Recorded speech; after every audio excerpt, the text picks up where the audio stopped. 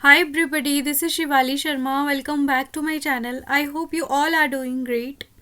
आज हम करने वाले हैं मॉक टेस्ट नंबर 55, जिसमें हम एक मिनी मॉक टेस्ट होगा ये आप लोगों का, जिसमें हर एक कंपोनेंट से क्वेश्चंस उठाए हुए हैं।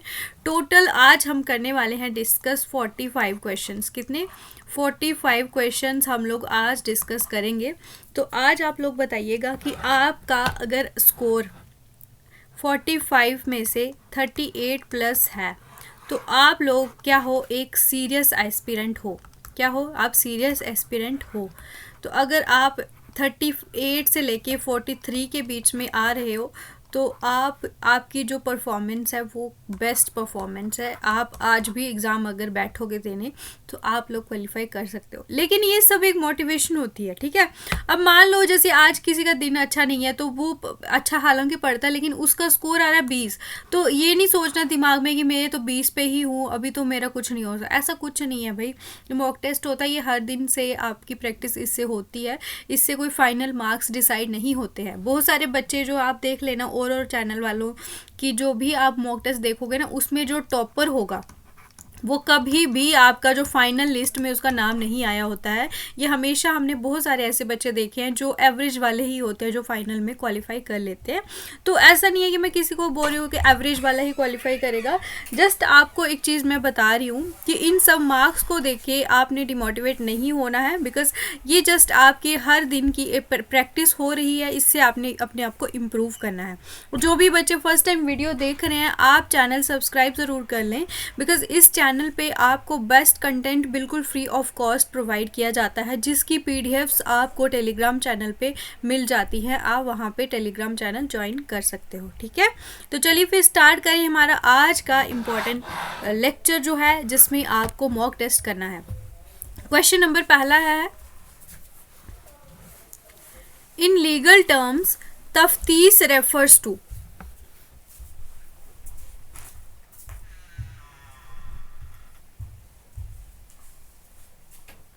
जल्दी से बताइएगा आंसर। तफ्तीश जो होती है वो लीगल टर्म में क्या होती है? इसको इंग्लिश में क्या बोला जाता है?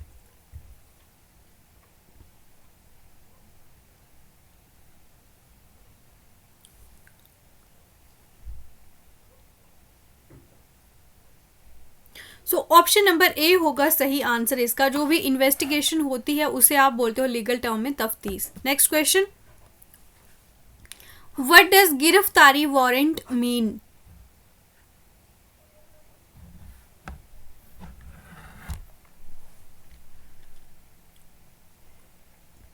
जल्दी से बताइएगा।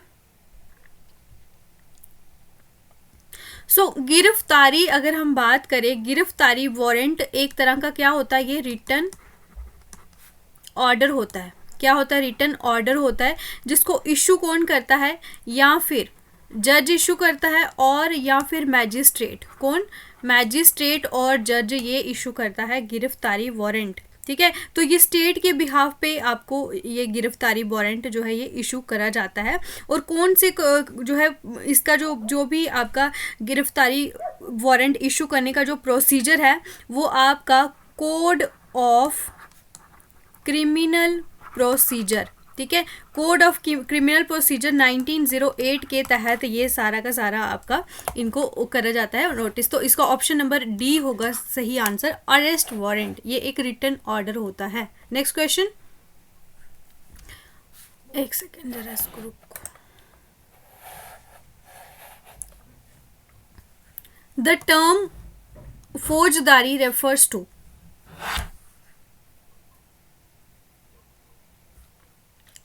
जल्दी से बताइएगा।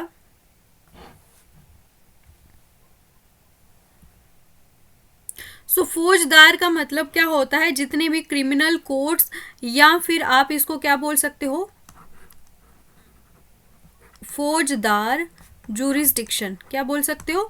फौजदार जूरिस्डिक्शन या फिर क्रिमिनल कोर्ट्स, ठीक है। तो ये सारे के सारे जो नाम है ये फौजदारी अदालत का, ये क्रिमिनल कोर्ट्स इनको बोला जाता था पहले, जब हमारे इंडिया में इनको फौजदारी अदालत बोला जाता था, ठीक है। और इन कोर्ट्स के जो मैजिस्ट्रेट होते हैं ये जो है जो सेंटेंस दे सकते हैं क्रिमिनल्स को, वो अप टू 7 ईयर्स की, अप टू 7 ईयर्स की ये जो है इनको सेंटेंस इम्प्रीजनमेंट दे सकते हैं प्रिजन में, ठीक है, कहाँ पे, जेल में, ठीक है। फौजदार का मतलब क्या होता है, जो फौजदार, अगर हम बात करें सिर्फ फौजदार का, तो ये आपका क्या होता है, मिलिट्री ऑफिशियल होता है, मिलिट्री ऑफिशियल, ठीक है, ये होता है फौजदार, जो कि आपका लॉ एंड ऑर्डर मेंटेन करना होता है उसकी जोरिस्डिक्शन में, उसके लिए रिस्पॉन्सिबल होता है, ठीक है। तो बहुत सारी इसकी आगे आगे ड्यूटीज होती हैं, वो आपको पढ़ने की ज़रूरत नहीं है। Next question, what does term तालबी मीन इन कोर्ट प्रोसीडिंग्स?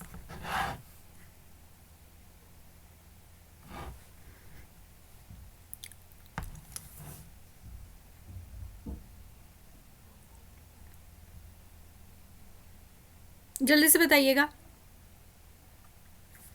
तो तालबी क्या होता है, सम्मन देना। जब आपको कोर्ट के द्वारा एक ऑर्डर दिया जाता है कि आपको कहाँ पे जो है पहुंचना, पेश होना है, आपको कोर्ट में पेश होना है, तो उसे बोला जाता है, लॉ में उसे बोलते हैं हम सम्मन, और इसकी उर्दू में इसका जो मतलब होता है कि आपका तालबी, ठीक है, उर्दू में हो गया तालबी, ठीक है। तो ये आप कोर्ट के द्वारा लिखा जाता है, मतलब कोर्ट के द्वारा भेजा जाता है उस पर्टिकुलर पर्सन को, ठीक है। क्यों भेजा जाता है, ताकि वो कोर्ट में आए और जवाब दे, उस पर जो भी चार्जेस लगे हैं या फिर कंप्लेंट उसके खिलाफ हुई है उसके ऊपर ये उसको अपना आंसर देना पड़ता है। तो एज अ विटनेस भी अपेयर होने के लिए समन भेजा जाता है, ठीक है। और अगर उस कोर्ट के केस में अगर कोई और भी केस हो, उसमें भी अगर उस पर्टिकुलर पर्सन का इंटरेस्ट हो, तो उसको भी वहाँ पे कोर्ट बुला सकती है कि आपको यहाँ पे आना ज़रूरी है, ठीक है। ये डायरेक्टली भी भेजा जा सकता है समन, या फिर किसी लॉ ऑफिसर के थ्रू भी ये समन भेजा जा सकता है, ठीक है। और अगर हम बात करें, ये जो समन होता है ये एक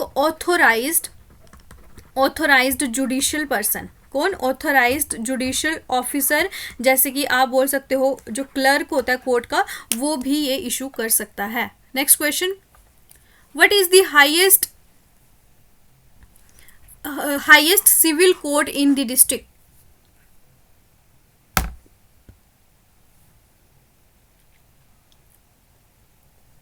तो हाईएस्ट सिविल कोर्ट जो डिस्ट्रिक्ट में होता है वो आपका डिस्ट्रिक्ट कोर्ट होता है, ठीक है। डिस्ट्रिक्ट जज जो है इसको प्रिसाइड करता है, और डिस्ट्रिक्ट जज जो है वो आपका सेशन जज भी हो सकता है, ठीक है। अब जब वो सिविल मैटर्स को डील करेगा तो उसे हम बोलेंगे डिस्ट्रिक्ट जज, लेकिन जब वो क्रिमिनल मैटर्स को डील करेगा तब उसे आप क्या बोलोगे, सेशन जज। और ये दोनों सेम हो सकते हैं, ठीक है, ये आपको चीज़ याद रखनी है। डिस्ट्रिक्ट जज can also be a criminal session जज, ठीक है।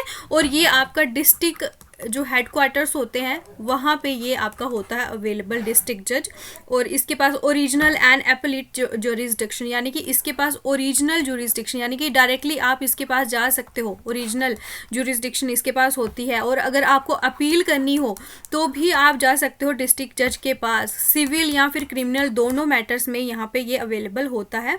और इसके पास एडमिनिस्ट्रेटिव एंड जुडिशियल पावर्स भी होती हैं, ठीक है। तो और इसके अलावा जितने भी आपके सबऑर्डिनेट कोर्ट्स होते हैं, जैसे कि उसका भी ये प्रिसाइडिंग ऑफिसर होता है। नेक्स्ट क्वेश्चन, द जजेस of high court in India take the administrative oath bye?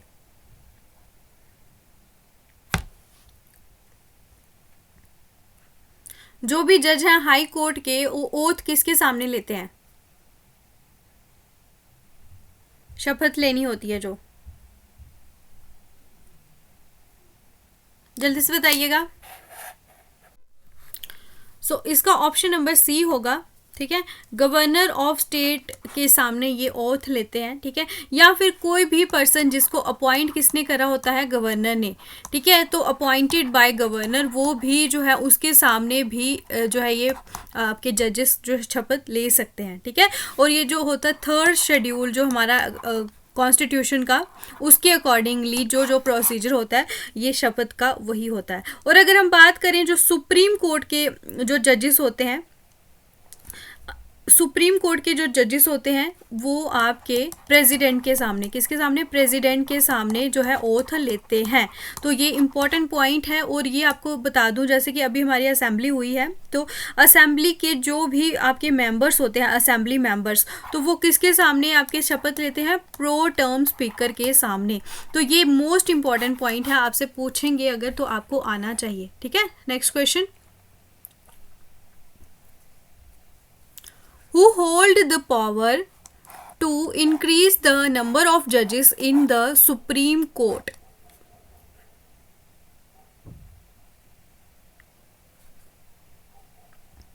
ये मैंने कल आपको क्वेश्चन कराया था कि अगर आपको हाई कोर्ट के जो नंबर ऑफ जजेस जो हैं उनको इंक्रीज करना हो या फिर डिक्रीज करना हो, तो ये पावर किसके पास होती है, प्रेसिडेंट के पास होती है। ठीक है, तो कल मैंने आपको ये क्वेश्चन डाला था। आज जो है ये मैं बता दूं, सुप्रीम कोर्ट के जो नंबर ऑफ जजेस जो है इंक्रीज या डिक्रीज करने की पावर आपकी पार्लियामेंट के पास होती है। और कौन सी आर्टिकल के तहत होती है, आर्टिकल 124 के तहत जो हमारे कॉन्स्टिट्यूशन में है। ठीक है, जिसके तहत हमारा सुप्रीम कोर्ट एस्टैब्लिश हुआ था। ठीक है, तो ये इंपॉर्टेंट चीज़ें हैं, आपको याद रखनी है। और अगर हम बात करें 2019 से, जो पार्लियामेंट ने जो नंबर ऑफ जजेस हैं वो आपके 4 और बढ़ा के टोटल अभी 34 हैं, जिसमें आपके including chief justice of India भी हैं। तो ये आपको सारे के सारे पॉइंट्स याद रखने हैं। ठीक है, next question, who was recently appointed as an additional judge of the Punjab and Haryana High Court on February 12, 2025?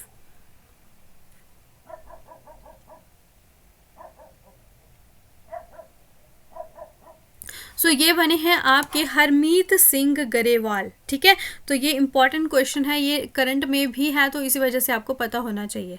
Next question देखेंगे हम,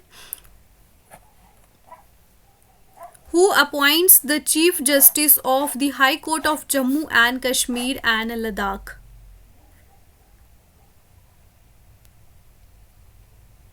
कौन अपॉइंट करता है chief justice of high court को? ये हमारे करते हैं प्रेसिडेंट ऑफ इंडिया। तो ये तो इम्पॉर्टेंट क्वेश्चन ही है। और इस टाइम पे हमारे जो चीफ जस्टिस हैं वो कौन से हैं, हमारे ताशी राबस्तान। ठीक है, ताशी राबस्तान, ये ओरिजिनली बिलोंग कहाँ से करते हैं, लद्दाख से बिलोंग करते हैं। और ये आपके 37th chief justice of Jammu and Kashmir हैं। तो ये आपको ध्यान रखना है, Jammu Kashmir and Ladakh high court. ठीक है, और पहले आपके जो फर्स्ट कौन थे आपके, लाला कंवर सेन। ठीक है, लाला कंवर सेन आपके जो पहले थे, उनको अपॉइंट किसने किया था, महाराजा हरि सिंह जी ने 1928 में इनको अपॉइंट करा था। तो ये काफ़ी इंपॉर्टेंट क्वेश्चन है, 26 मार्च 1928। नेक्स्ट क्वेश्चन, लास्ट क्वेश्चन होगा आज का डिटेल वाला, जो कि मैंने आपको कराया, बाकी अभी हम थोड़ा फास्ट करेंगे। ठीक है, Which constitutional amendment resulted in the reorganization of Jammu and Kashmir into 2 union territories?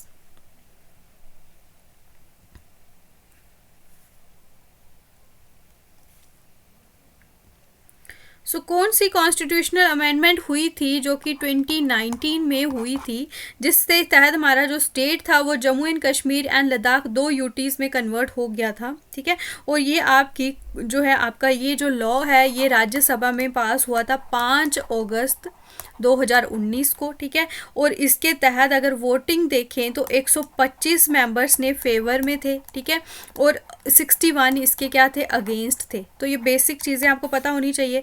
फिर लोकसभा में ये बिल पास हुआ था 6 अगस्त 2019 को।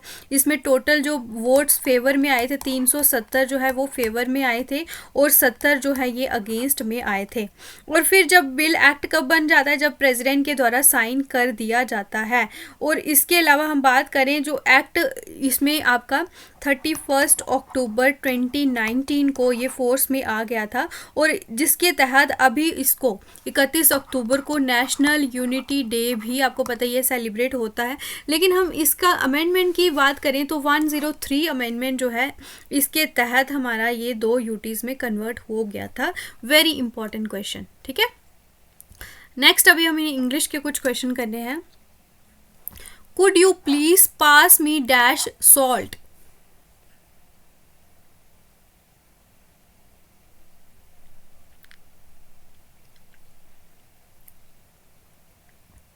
अगर हम बात करें यहाँ पे ऑप्शन नंबर कौन सा आपका सही यहाँ पे आएगा आर्टिकल, तो ऑप्शन नंबर सी, यानी कि यहाँ पे आपका क्या आएगा, द यूज़ होगा। क्यों यूज़ होगा?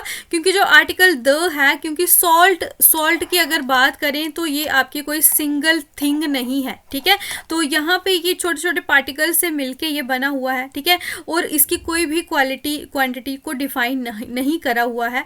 जैसे कि अगर हम बात करें 1 kg या फिर 200 ग्राम, ठीक है, तो इसी वजह से यहाँ पे हमने कोई डिफाइन नहीं करा हुआ, तो इसी वजह से हम क्या करेंगे, यूज़ द, ठीक है। और ए और द अगर हम कोई काउंटेबल चीज़ के लिए करते हैं ना, यहाँ पे कोई काउंटेबल हो ही नहीं रहा, तो इसी वजह से, और हम सब ये जो डेफिनेट चीज़ को जानते हैं, सॉल्ट को हम जानते हैं, तो इसी वजह से यहाँ पे डेफिनेट आर्टिकल द यूज़ होगा, ठीक है।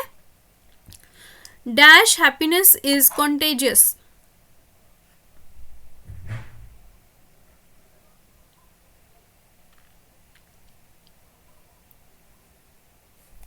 जल्दी से बताइए।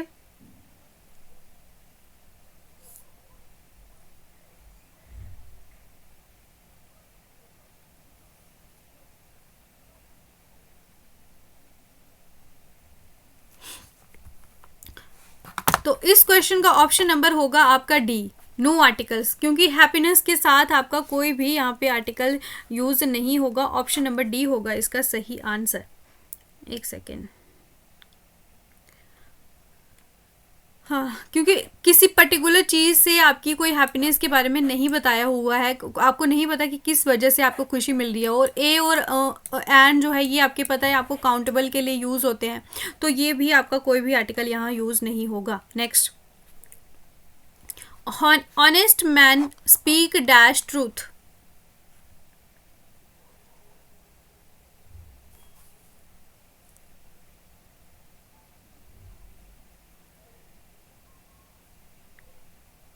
तो आपको पता है द जो है वो स्पेसिफिक चीज़ों से पहले लगता है, तो इसी वजह से यहाँ पे ट्रूथ जो है ये आपका एक स्पेसिफिक चीज़ है, ठीक है।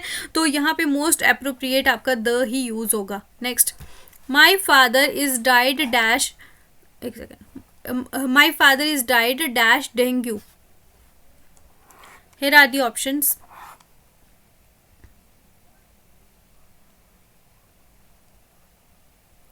अगर हम बात करें कॉज ऑफ डेथ की, कॉज ऑफ डेथ जब हम इसकी बात करते हैं तो यहाँ पे प्रीपोजिशन आपका ऑफ यूज होता है, ठीक है। तो यहाँ पे कॉज ऑफ डेथ क्या है, आपका एक बीमारी है, ठीक है, यानी कि डेंगू आपका रीजन बना, आपका कॉज बना आपके फादर की डेथ का, तो इसी वजह से यहाँ पे आर्टिकल आपका प्रीपोजिशन ऑफ यूज होगा, ठीक है। तो ये मोस्ट इंपॉर्टेंट क्वेश्चन है, ये बड़ी बार पेपर में रिपीट होता है। Next question, we all perform and we all hope dash approval।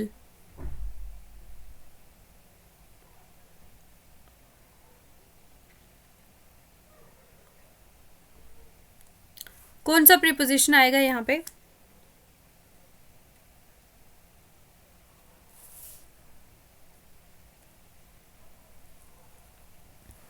यहाँ पे आएगा आपका, हमने परफॉर्म कर लिया, अभी हम होप करते हैं कि हमें आपकी अप्रूवल मिल जाए, ठीक है।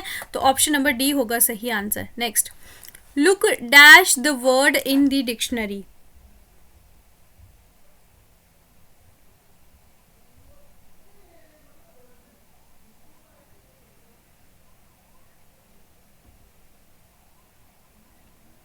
क्या बोलते हैं हम, अगर हमने डिक्शनरी में वर्ड देखना हो तो हम क्या बोलते हैं, लुक अप द वर्ड, ठीक है। Next, they all praised her dash being brave. सभी ने उसकी प्रशंसा करी, किसके लिए प्रशंसा करी है, फॉर बीइंग ब्रेव के लिए की सेंस आ रही है यहाँ पे, तो ऑप्शन नंबर ए होगा। Next question, police are looking dash the disappearance of a quantity of uncut James.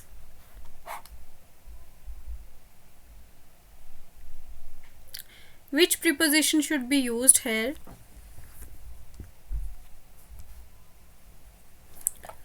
यहाँ पे आएगा ऑप्शन नंबर डी, ठीक है, इनटू, ठीक है। जो लुकिंग इनटू जो होता है ये क्या होता है, इन्वेस्टिगेशन करना, ठीक है। तो ये आपका सही ऑप्शन नंबर डी होगा। Next question, the cat jumped dash the platform.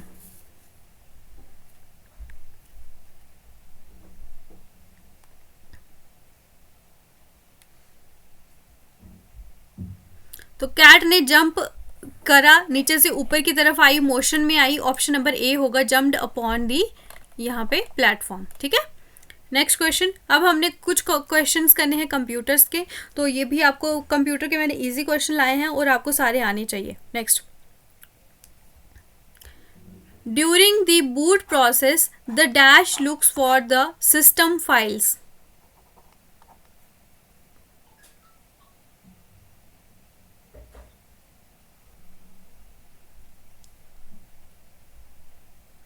जल्दी से बताइए। During the boot process the dash looks for the system files.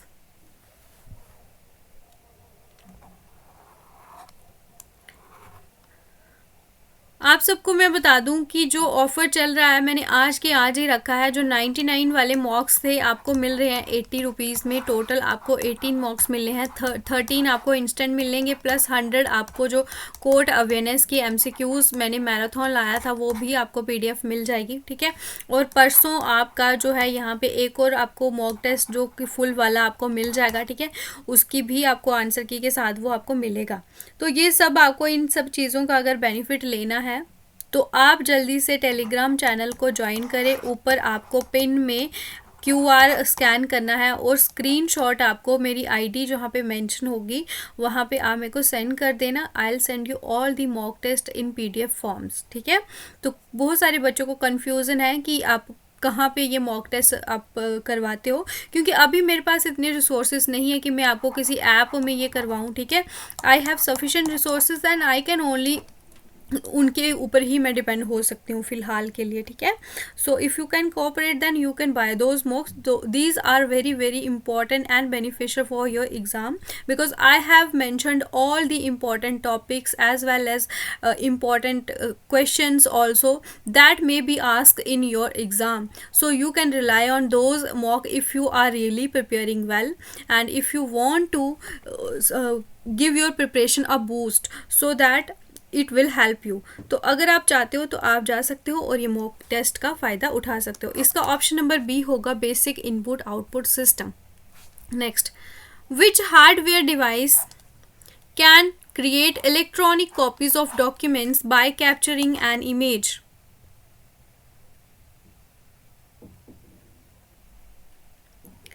कौन सी हार्डवेयर डिवाइस है जो आपकी इमेज को कैप्चर करती है, ठीक है, और उनकी कॉपीज को क्रिएट करती है, इलेक्ट्रॉनिक कॉपीज को? जल्दी से आंसर बताइएगा।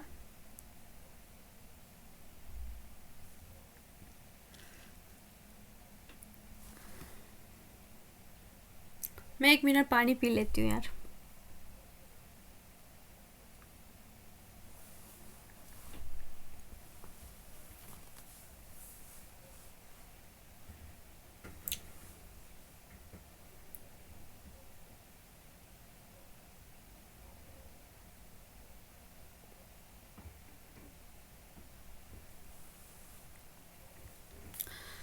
तो हो गया सबका आंसर, ऑप्शन नंबर बी होगा इसका सही आंसर। ठीक है, तो ये आपका क्या करता है, ये डिवाइस क्या करता है, आपके जितने भी फिजिकल डॉक्यूमेंट्स होते हैं, फिजिकल डॉक्स जैसे कि, या फिर आपके इमेजेस हो गए, ठीक है, तो यहाँ भी जो भी ऑब्जेक्ट्स होंगे इनको डिजिटल फाइल्स में ये कन्वर्ट करता है। ठीक है, और इसके लिए आप इसको यूज़ करके आप स्टोर भी कर सकते हो, उनको एडिट भी कर सकते हो। ठीक है, और एज अ डिजिटल फाइल आप कंप्यूटर में रख सकते हो। नेक्स्ट क्वेश्चन,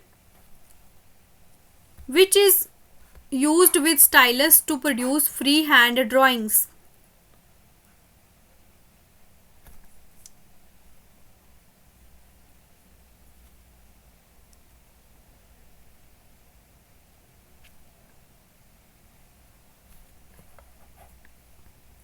सो इस क्वेश्चन का सही आंसर होगा आपका ग्राफिक टैबलेट्स। ठीक है, तो ये क्या होता है, ये आपका डिजिटल इनपुट डिवाइस होता है, जैसे कि मैं कर रही हूँ।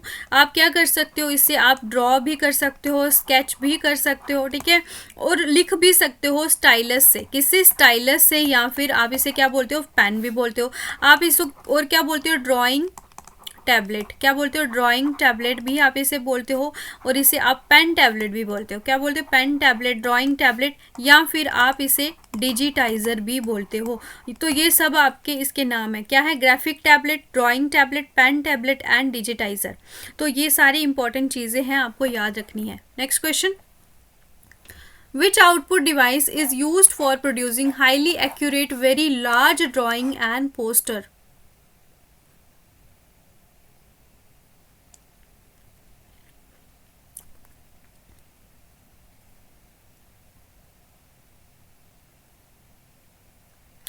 अगर आपको जैसे कि लार्ज स्केल ग्राफिक्स बनाने हो, जैसे कि इंजीनियरिंग की फील्ड्स में, ठीक है, आपको बड़े बड़े जो ब्लू प्रिंट्स बनाने होते हैं, जैसे कि आपको आर्किटेक्चर, ठीक है, आर्किटेक्चरल आपको प्लान्स बनाने होते हैं, या फिर आपको डिटेल्ड में, क्या डिटेल्ड में अगर आपको मैप्स बनाने होते हैं, तो ये जो आपका जो प्लॉटर होता है ना, तो इस डिवाइस से आप बहुत ज़्यादा हाईली एक्यूरेट और बड़ी बड़ी ड्राइंग्स या फिर पोस्टर्स को बना सकते हो, जिसमें आपको प्रिसाइज करनी होती हैं लाइंस को, शेप्स को, ठीक है, वो अलग अलग चीज़ें जो है आप इसे कर सकते हो, ठीक है। और इसी की प्रिसाइज लाइन क्वालिटी के लिए इनको जाना जाता है, और काफ़ी इंट्रिकेट डिटेल्स जो है ये बड़े बड़े फॉर्मेट्स में दिखा सकता है।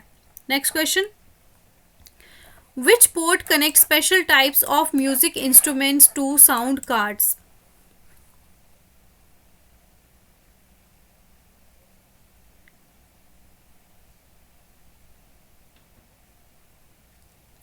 इसका ऑप्शन नंबर होगा डी, ठीक है।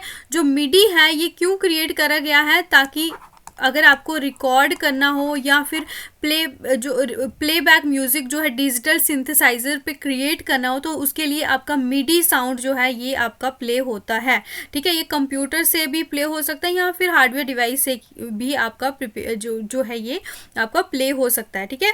और ये इंपॉर्टेंट क्वेश्चन है, ये बहुत बार आपसे पूछा जाता है। ये अगर आपको साउंड की ट्रांसमिशन करनी हो तो मिडी ही है एक स्टैंडर्ड, जिससे द्वारा आप डिजिटल रिप्रेजेंटेशन अलो करता है ये आपको। Next question, where is disk put in a computer?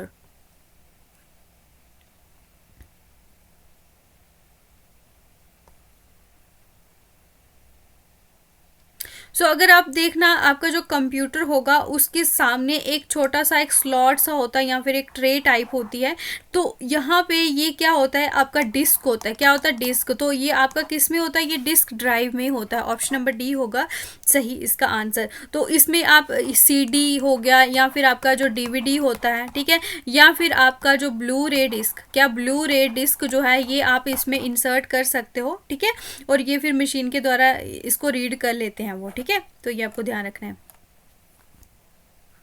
Dash is a computer printer for printing vector graphics.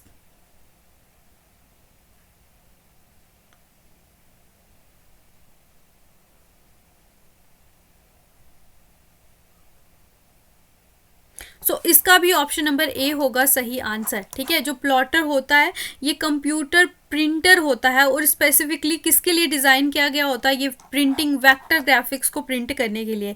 और ये आपका पेन यूज़ करता है, क्या यूज़ करता है, पेन यूज़ करता है, या पेन के जैसा ही कोई और टूल होगा, जिससे ये क्या करता है कि मतलब कॉन्टिन्यूस अगर कोई लाइन्स ड्रॉ करनी हो पेपर पे, ठीक है, तो ये प्लॉटर के थ्रू अच्छा हो जाता है इन लाइन्स को प्रिसाइज तरीके से क्रिएट करना, ठीक है, जिसमें आपका जैसे कि CAD सॉफ्टवेयर जो होते हैं क्रिएट होते हैं, उसमें ये सारा कुछ काम होता है। Next question, which of the following printers uses light beam and electrostatically black powder?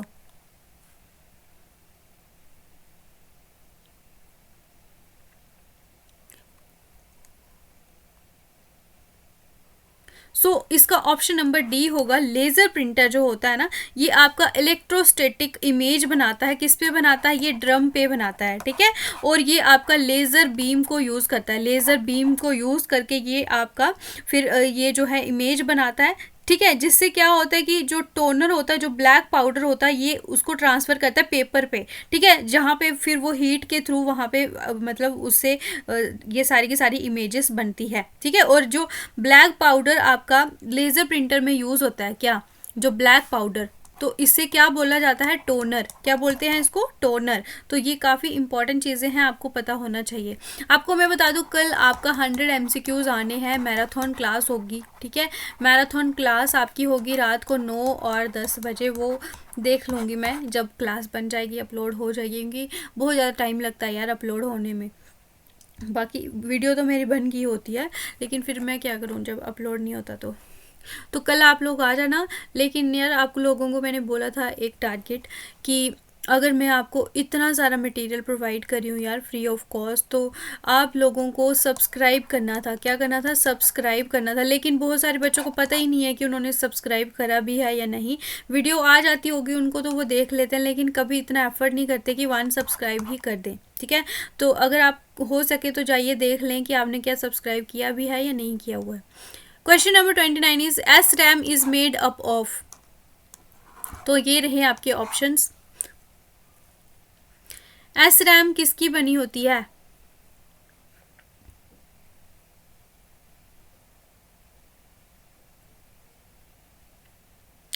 ये एक तरह की आपको पता है रैंडम एक्सेस मेमोरी होती है, ठीक है। और ये आपके फ्लिप फ्लॉप सर्किट से मिलके बनी होती है, ठीक है। तो इसमें डेटा तब तक रहता है जब तक कि मेमोरी चिप को जो है बिजली, जो पावर सप्लाई वो मिलती रहती है, ठीक है। तो ये एक तरह की आपकी क्या होती है, ये सेमी कंडक्टर मेमोरी होती है। क्या होती है, सेमी कंडक्टर मेमोरी होती है। तो ये इंपॉर्टेंट चीज़ें याद कर लेना। Next question, what is most likely solution for the date and time error when you start the computer?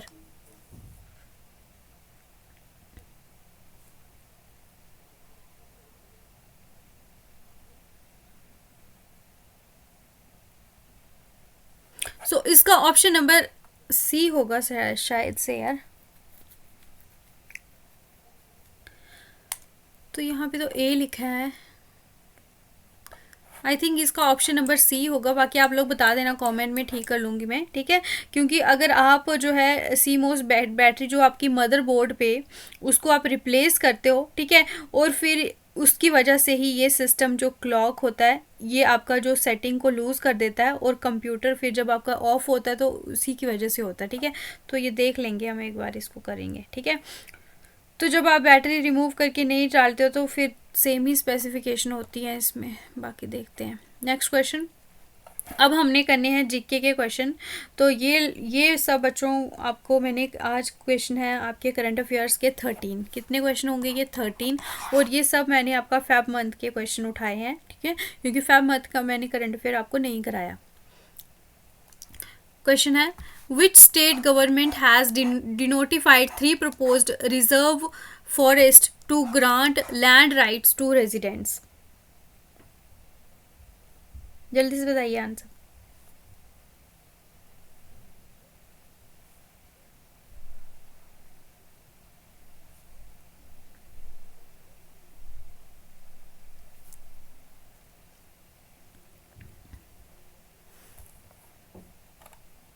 इसका ऑप्शन नंबर असम होगा ए, ठीक है। Next question, which institution has launched India's largest metal 3D printing machine for rocket components?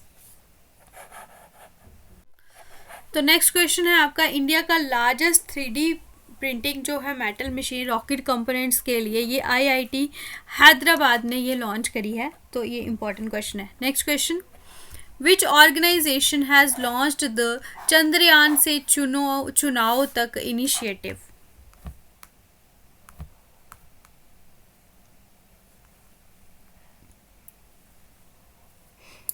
ये आपका election commission of India के द्वारा ये campaign launch किया गया है, इनिशिएटिव, ठीक है।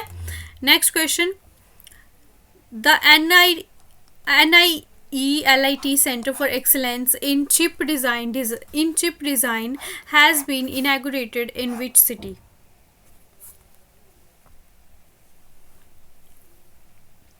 ये आपकी नोएडा सिटी में इनैगोरेट हुई है। Next question, which school is the only educational institution from the north eastern states to receive a green school rating?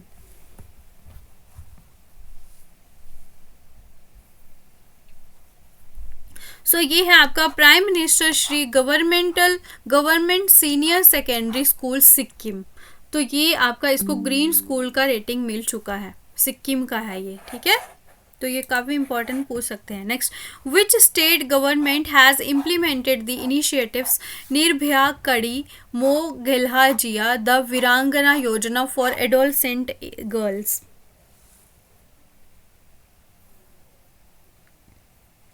सो ये है आपका उड़ीसा गवर्नमेंट ने इम्प्लीमेंट करा है। Next question, exercise cyclone 2025 is conducted between India and which country.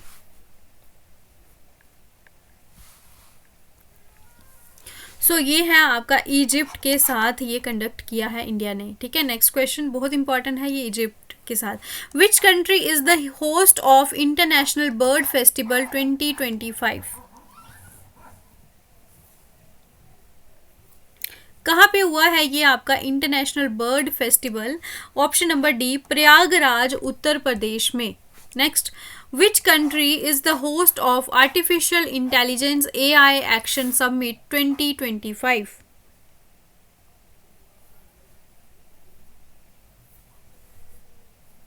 Artificial intelligence का जो summit हुआ है ये आपका फ्रांस में हुआ है, option number A.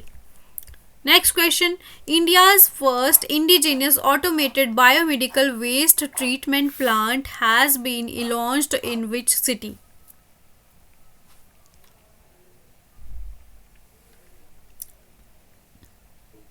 Option number C, it is launched in New Delhi. ये आपको ध्यान रखना है। What is the primary objective of PM Ajay scheme?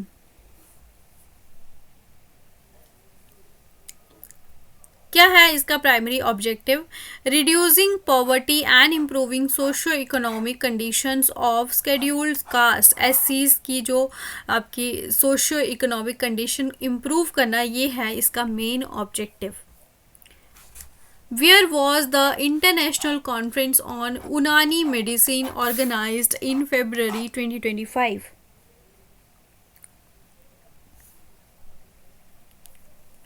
सो ये आपका न्यू दिल्ली, ठीक है, न्यू दिल्ली में ये आपका ऑर्गेनाइज किया गया है इंटरनेशनल कॉन्फ्रेंस।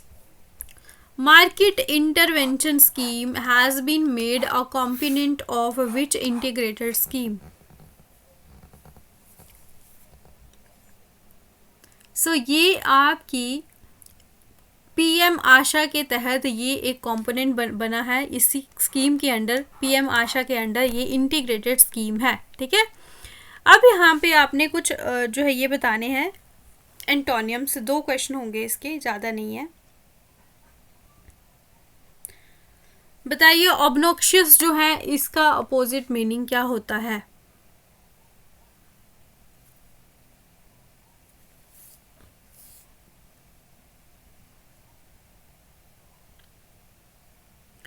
सो ऑब्नॉक्शियस जो होता है, अगर कोई भी बहुत मतलब आप किसी चीज़ से खुश नहीं हो, ठीक है, बेकार चीज़ है, ठीक है, वो उस चीज़ से आप एग्री नहीं करते हो बट आपको करना पड़ता है, ठीक है, आपको बिल्कुल उसमें खुशी नहीं हो रही है, तो ये होता है एक्सट्रीमली अनप्लेजेंट, ठीक है, घिनौनी, जैसे कि किसी चीज़ से आपको बहुत ज़्यादा बुरा लग रहा है जिससे आप ऑफेंड हो रहे हो, तो ये सब तो ऑफेंड वाली चीज़ें हैं, डिसएग्रीबल, नेस्टी थिंग्स। अब इसका अपोजिट क्या होगा? डिलाइटफुल, यानी कि आप बहुत ज़्यादा खुश हो, ठीक है। नेक्स्ट है एनहिलेट।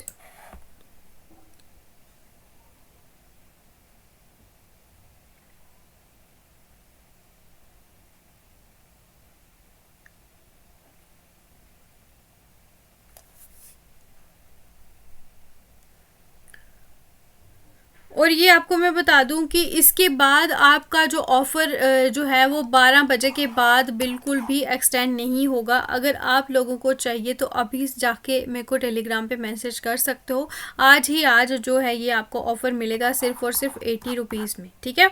तो ये कल से आपका ऑफ़र 99 का हो जाएगा। तो ये आपको लास्ट टाइम मैं बता रही हूँ। अब एनहिलेट का मतलब होता है किसी चीज़ को आप पूरी तरह से ख़त्म ही कर रहे हो, डिफीट कर रहे हो, डिस्ट्रॉय कर रहे हो, तो ये होता है इसका सही आंसर। तो यहाँ पे डिस्ट्रॉय हो गया, वाइप आउट हो गया, ऑब्लिटरेट, ये सेम हो गए। इसका ऑप्शन नंबर सी होगा, क्रिएट करना, ठीक है। तो ये रही आपकी आज की क्लास। हमने टोटल क्वेश्चंस डिस्कस करे हैं 45। तो अगर आपका स्कोर 30 प्लस भी होगा ना तो भी बहुत अच्छी बात है। वो मैंने स्टार्टिंग में बोल दिया था, उसको चीज़ों को देखना नहीं है। लेकिन I know you people are very serious and hard working and you all will get 40+ marks if you are totally into this class and not just like time pass. तो अगर आप अच्छे से सीरियस तरीके से ये वीडियो को देख रहे थे तो आप लोगों का स्कोर जो है 40+ तो होगा ही. That I can sure about this, because मेरे को बताया कि आप लोगों की जो तैयारी चल रही है, आपको हर एक कंपोनेंट में बहुत अच्छी रिवीजन हो चुकी है. बस इसी तरह से 1 महीना कर लें, आपका एग्ज़ाम क्वालिफाई हो जाएगा. तो चलिए फिर मिलते हैं आपको कल की क्लास में. Thank you so much. All the very best to all of you. Take care. Good night.